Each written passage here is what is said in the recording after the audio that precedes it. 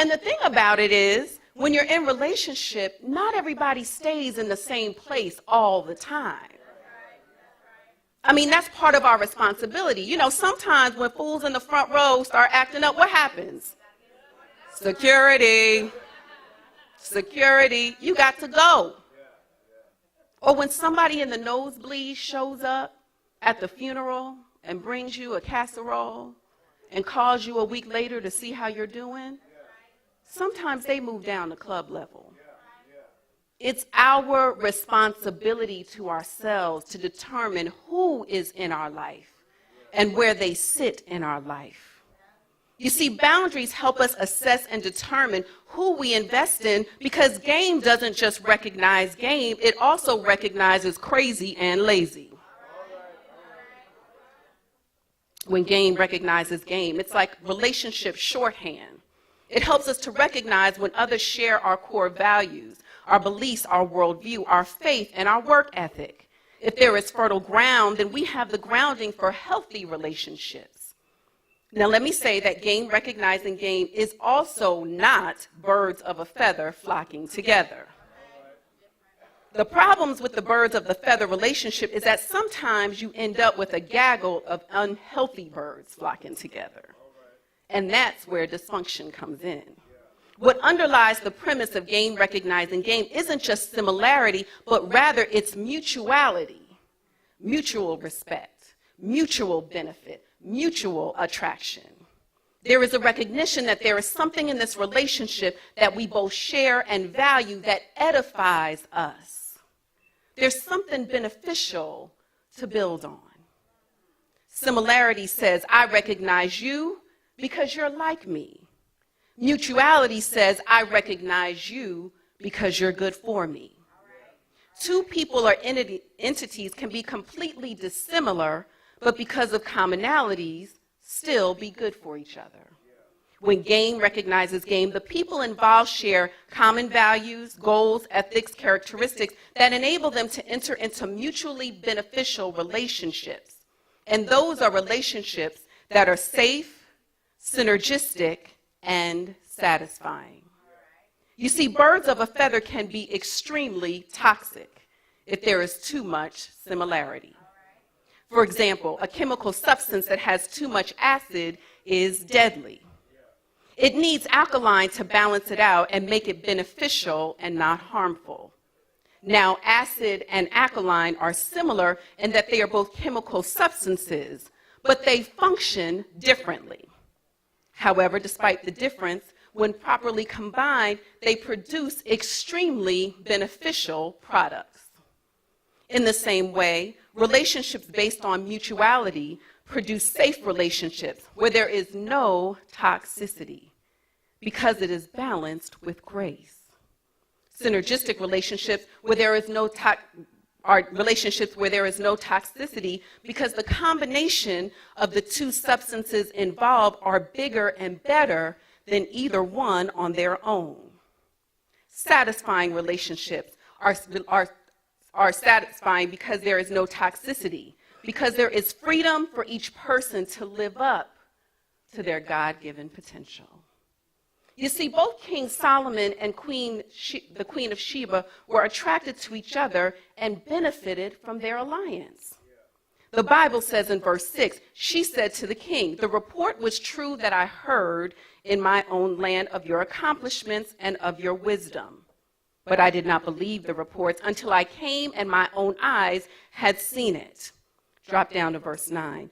Blessed be the Lord your God, who has delighted in you and set you on the throne of Israel, because the Lord loved Israel forever. He has made you king to execute justice and righteousness.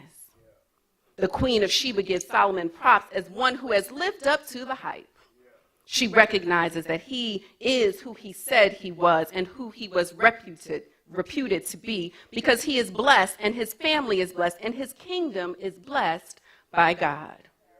The beautiful thing about mutuality is that it isn't a one-sided equation. Solomon wasn't the only one blessed. When we drop down to verse 13, it reads, and King Solomon gave unto the Queen of Sheba all her desires, whatsoever she asked. beside that which Solomon gave her of his royal bounty. So she turned and went to her own country, she and her servants. You see, the Queen of Sheba was blessed because she knew who she was. And she was intentional about establishing a mutually beneficial relationship with King Solomon. More than anything, she knew who she was, and she knew exactly what she needed. She knew she needed wisdom, and she recognized that King Solomon had it. Someone here today is like the Queen of Sheba. You've got some needs in your life right now, but you're trying to figure out how to get them met.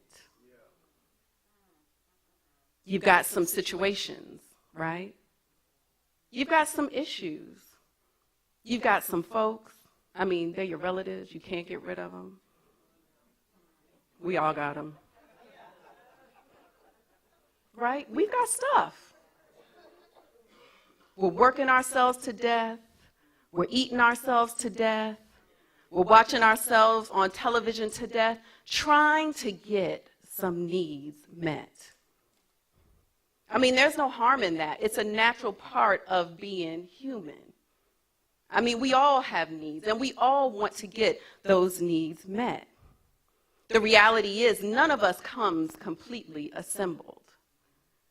I mean, even though we may have heads, and we may have arms, and we may have hearts, there's still stuff that needs work, right? There's still stuff that gets messed up and falls apart, just living life.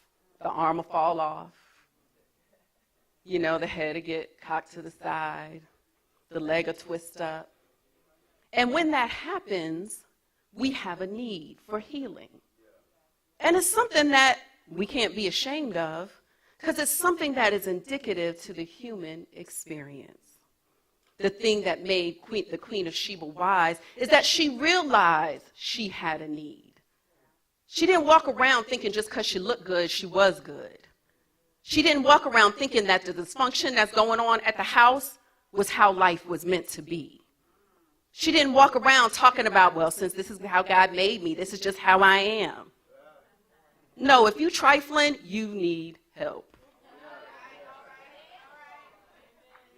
God does not make people trifling. People make people trifling. And I'm saying it with humor, but the reality is we all need something. Something.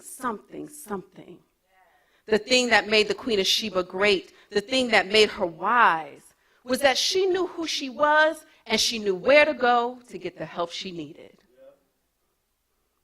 For someone here today, I want to let you know that you're right where you need to be to get the help you need. Right here in the house of the Lord.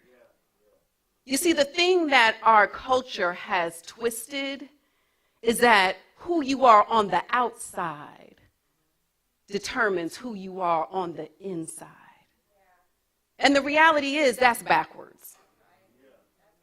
You know, we can all look good, pieces all in place, stuff all hooked up, and be just as ratchet on the inside. Be just as crazy on the inside. Be just as broken and hurt on the inside. And there's only one person that can fix that, and that's Jesus. And that's all I have to offer you today. I mean, I wish there was a King of Solomon, because the thing I know is because you could see and touch him, y'all would go to him, even though he can't save you. Even though he can't free you from that internal spiritual bondage you're in. Just because he's a man and you can touch him, you would go to King Solomon. But you come up in here every Sunday and you won't trust Jesus. Even though you've been to other people that can't help you. Even though you've been to other people who have failed you. Just because you can see them and touch them, you'll believe them. If we stand all over the house, there's a song that I grew up with, and it's a hymn, and the words are, I need thee every hour. And it's one of those songs that, you hear sung as a child, and, it was just a song. But once I got on my own and I went to college, and I didn't have my parents and my grandparents, and I didn't have my friends in the neighborhood and my teachers and the people I knew to push for me, I had to get to a place where I recognized that I needed my own power source. See, a lot of us are still tapping into a power source of somebody else. And that's why when somebody moves away or somebody gets fired or somebody unfortunately passes, that we struggle. Because our power source, we're not hooked up to the main generator.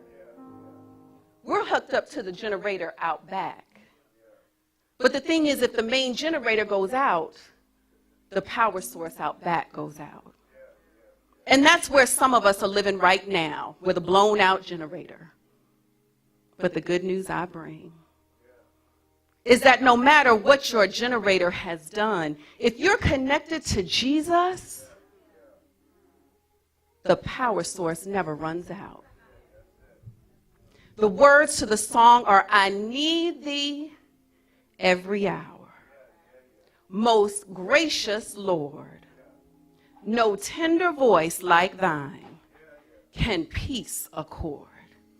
And what that means is when you're having one of those moments and you're in despair, you can just say, Jesus, and there's a peace that comes over you.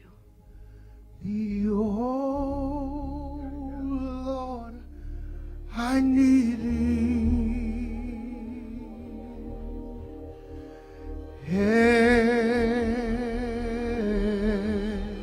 Every hour I need thee. Yeah, Lord. Yeah, Lord. Oh, bless me now, my Savior.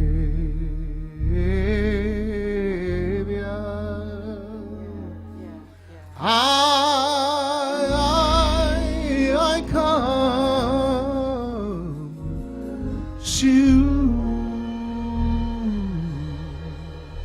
to thee, Lord, I need thee, oh Lord, I need thee. Yeah, Lord. Yeah, Lord. Yeah, Lord.